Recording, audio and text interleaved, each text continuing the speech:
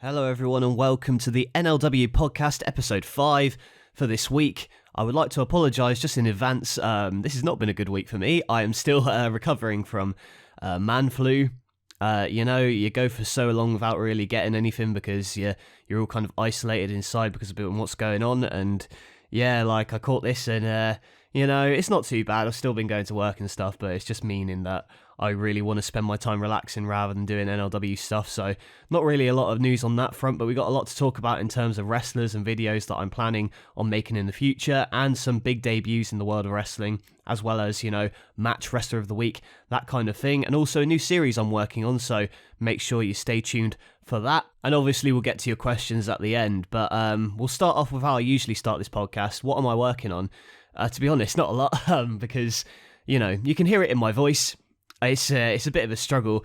I wasn't even really planning on doing a podcast today, so maybe I'll keep it under 20 minutes, just, like a quick update kind of thing, because I wasn't planning on doing it, but I thought, you know what, I'm not really doing anything today. I might as well try and at least get, a podcast done while I can, because there's not really much else I'm doing at the moment because I'm just too shattered to really want to do any animation or anything like that, because I'm coughing every 2 minutes, and especially with all the dust off the set that I've got, and like just my nose, my sniffling, everything like that. It's just so annoying. I'd just rather just kind of cozy up and watch cartoons, to be honest, like a kid. But so not really working on a lot. I am planning a bunch of new series though. Like I think I mentioned last week I was planning a new series called NLW Ruthless, which is like it's like Raw and SmackDown rebooked, but Ruthless Aggression style. So with like the Jax figures, kind of like my series with Spam Wrestling, only a bit more pick fed based. So that is something that I'm writing and I'm planning, because I bought a bunch of new Jax figures that should be coming here this week, maybe even today. We'll see. So that's something that I'm quite looking forward to, because it's a little bit out of the box and kind of nostalgic for me, and hopefully for some of you as well. So that's something I'm looking forward to. In terms of what else I'm working on this channel, I was going to do a video a day in March, but judging how I'm feeling today, I don't think that's going to be a possibility, but I will hopefully be more active in the month of March, so do look out for more videos coming out soon. In terms of other stuff, like the Fight Club show for next week for NLW 24/7, that's been completely filmed. I'm just waiting until I'm feeling a little bit better so I can edit and commentate on it. As for this week, the NLW 24/7 Fight Club press conference, that is still planning to come out on Wednesday. Hopefully I can do it on Wednesday when I'm feeling a little bit better. But if not, it might be delayed a couple of days. I'm not too sure. But I will like to get it out before Fight Club. And this Saturday, I'm also planning on doing a Road to Houston NLW special. And then the week after, which would be the day after Fight Club, which is, if I can check my calendar. So yeah, planning on the 5th of March to be the Road to Houston special. And then on the 12th of March, NLW 102. But that, I don't know how likely that's going to be, whether I can get that filmed on time. We'll see. If it's not the 12th, I'm hoping to get it out on the 19th, but the 12th is the date for NLW 102 at this point in time.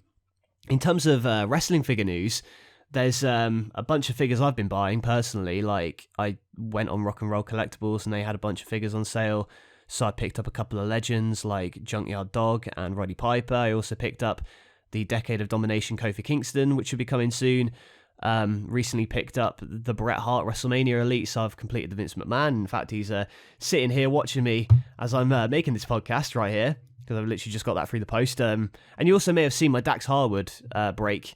That was when I was trying to pose him. Really crappy figure, man. Like, I bought a replacement because I'm thinking about making a, Roosh from ROH CMLL, rather, making a custom of him, because I bought the Figures Toy Company figure, and I might head swap that onto an AEW Unrivaled or whatever. And I'm also planning a bunch of customs, like a CM Punk circa 2006, and an RVD again circa like 2006, 2001, that kind of era. So yeah, I want to make some figures when I'm feeling a little bit better. In terms of what figures are being released, Chella Toys recently revealed a Sabu figure, which looks very cool indeed. That is one that I'm definitely going to pick up once it becomes available here in the UK on Wrestling Trader. So yeah, that Sabu, one that I'm looking forward to getting. I'm hoping that they can release some more of those kind of not obscure wrestlers, but those kind of classic wrestlers who aren't signed to a figure contract elsewhere. I'm breezing through this. I apologize if it's different to usual, but it's just that I wanted to do this podcast, but at the same time, we'll talk about my week and how I've been feeling, because before we kind of get into the wrestling news, I do want to give it kind of feeds into what I'm working on, really. So I kind of became a bit more run down on Wednesday, and this week, from Sunday to Sunday, I've worked pretty much every day at my job non-stop, other than one day. So that's pretty tiring. I don't finish until midnight, so by the time I get home, I'm going to bed at 2 a.m, so it makes me tired in the mornings, and I don't really want to do any NLW stuff, just to get a little bit of extra cash in. So I did that, and that's kind of kept me run down for the past couple of days, even though I've still been going to work. I don't want to come home and do NLW, you know what I mean? I'd rather just rest and wait for my shift. So that's why I'm not really been doing anything. And as for the video that was supposed to go out, well, if you're watching on YouTube, the video that was supposed to go out yesterday on Monday, if on Patreon, the video that was supposed to come out tonight, the conclusion of the live event in Portland, that segment, I announced on Instagram that Triple H had blocked the footage. The real reason for that is that I am still feeling rough and I don't want to film it, but I've got the figures set up, so I will film it at some point in the near future. Just probably going to be released as part of another video. I do still intend to film that segment. I think it'd be pretty cool, but it was just something bonus that I wanted to do, and I was planning on doing it, but I kind of took a turn for the worse. It sounds dramatic, but wasn't feeling up to it. So, just made up a storyline reason, to be honest. So, that's really what's been going on. And also recently got the AEW Stage in, the big pop-up from ringside. So this looks really cool in person. I'm going to be using the hell out of this week. As for the video of me kind of giving a review on that'll hopefully come out this week. Again, we'll see. I'm not really feeling up to anything right now, other than kind of getting through this podcast and kind of filming it. And because I wanted to do something. I want to put something out there for you guys. I don't want to leave you hanging. So that's that. And you know what? I had a weird dream the other night. If you follow me on Instagram, you'll know. But I'll get to that in the wrestling news segment, which is right now. Let's talk about wrestling news, kind of a brief overview. First of all, we've got official confirmation that at WrestleMania it's going to be a unification match, WWE and Universal titles on the line, Roman Reigns versus Brock Lesnar. I'm a fan of this main event personally. I wasn't a couple of years ago, but obviously now the story has changed.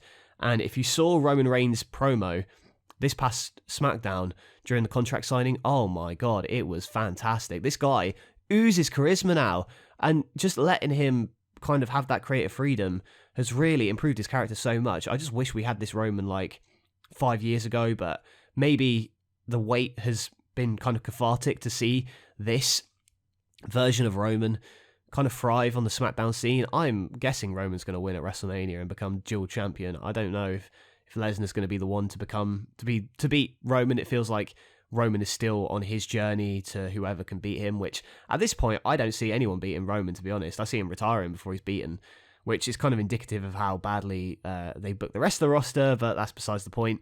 Still think this is going to be a good match, and I think it's a good idea to unify the titles. For a while now, even when McIntyre was WWE champion to an extent, it feels like the WWE title has been a backdrop and has been secondary to the Universal Championship. And as much as I love Big E, again, he felt like a mid-card champion just by the way he was booked, and how the way he's booked now, just being put back in a tag team with the New Day, no mention of the WWE title reign. So I think it's probably for the best that they unify these championships and have one champion float between each show, because then it makes that title more important. But, we'll wait and see how that kind of storyline plays out. In terms of other WWE news, Vince McMahon is rumoured to have a match at WrestleMania against Pat McAfee. Well, I'll be interested to see that match. I'm looking forward to it for the wrong reasons, just to see how it goes. But it's kind of wild if that does happen. And again, the podcast goes out on Monday on Patreon and Tuesday on YouTube. So if you're watching on YouTube, there may have been stuff that happened on Raw, but obviously I've not seen that yet. So there could be news leaking out of Raw that I'm not covering in this. So that's kind of an explanation for that.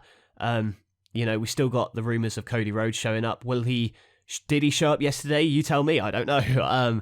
But it would be cool to see him against Seth Rollins if he does end up signing with the WWE.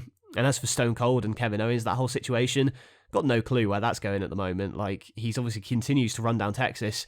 Maybe it'll just be a segment at WrestleMania. You never know.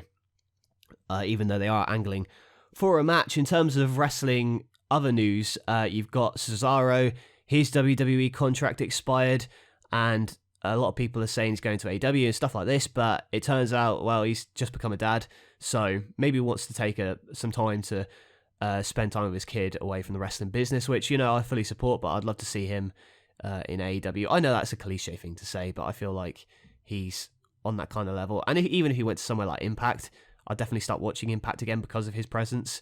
So yeah, there's a bunch of possibilities for Cesaro. I'm only wishing him the best. There's been a debate as to whether he was underutilized or whether he was utilized the right amount. I don't think he would have been the world champion, but considering who they've put the world title on, I feel like a 3-month reign for Cesaro wouldn't be out of the question. I know some people say he doesn't connect with them personally, but to me, I connect with him. Like, I've met the guy, he's really nice. He speaks in the ring, if that makes sense. Like, his moveset and the way he moves in the ring, I think that's his charisma, and I don't think he needs to be cutting these 20-minute promos if that's not what he's comfortable with. I think he can simply shine through the work he does in the ring. Case in point, his match with Seth Rollins at last year's WrestleMania. I thought that was going to be a real launching point for him, but alas, it wasn't to be, which is unfortunate, really. Speaking of people who may have been underutilized in WWE, Buddy Matthews has recently debuted in All Elite Wrestling. He is now with the House of Black. And again, Buddy Matthews, one of my favourite wrestlers out there. I loved his work on 205 Live. He was my favourite of that show. It was one of the reasons 205 Live was my favourite wrestling show of 2018. And I'm sure probably one of the best shows of 2018 as well, in terms of wrestling. So yeah, can't wait to see what the House of Black does. That inevitable Death Triangle versus House of Black match is going to bang. I love it so much. And I just can't wait for it, honestly. And now we'll segue into our match and wrestler of the week. On any other week, perhaps even Eddie Kingston would have won promo of the week because he had cut a great promo in a battle with Chris Jericho on Dynamite.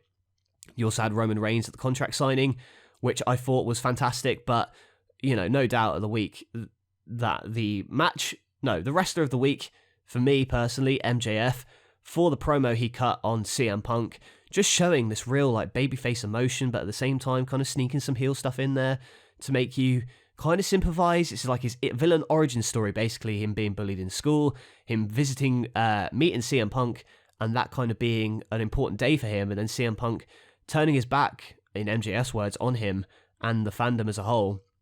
This kind of argument of whether these entertainers are in debt to us or if we're in debt to them. That kind of interesting angle that they're going for, and then CM Punk kind of being taken aback by MJF's words and the single tear that goes down MJF's eye. Very dramatic moment for professional wrestling. If you've not seen MJF's promo, go out of your way to watch it. It's a promo where the fans start booing him, and then as he keeps going, they begin to kind of applaud his story, and it's very quite moving because there's a lot of truth to that MJF kind of story, and it's a very interesting unless I'm being worked and that was completely made up, but I don't think so. I can't wait for their dog collar match at Revolution. I think it's going to be a ruse that MJF is just trying to lull Punk into a false sense of security, but there's real emotion there, and it's kind of that adage of don't meet your heroes maybe coming true in a storyline form. So very interested to see where that goes, and I'm also quite looking forward to Revolution. But usually I give my match of the week to an AEW match, but that AEW in particular was more about the storylines and the promos. But a match I do want to give match of the week to is a match that I went out of my way to watch. I went out of my way to watch Randy Orton and Riddle of RK Bro go up against Seth Rollins and Kevin Owens, four of my favourite wrestlers in there on Raw. Killer tag team match, man. If Raw was more consistent with their booking and stuff, I would probably go out of my way to watch it more. Because I've not caught any WWE in months and months and months, not since Money in the Bank, I would say. So the fact that this tag team match on free TV, so good.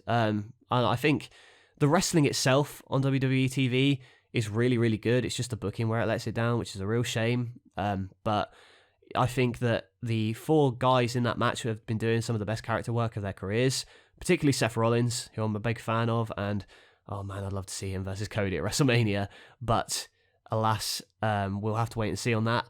As I'm recording, obviously on Tuesday, things could change, but we'll see.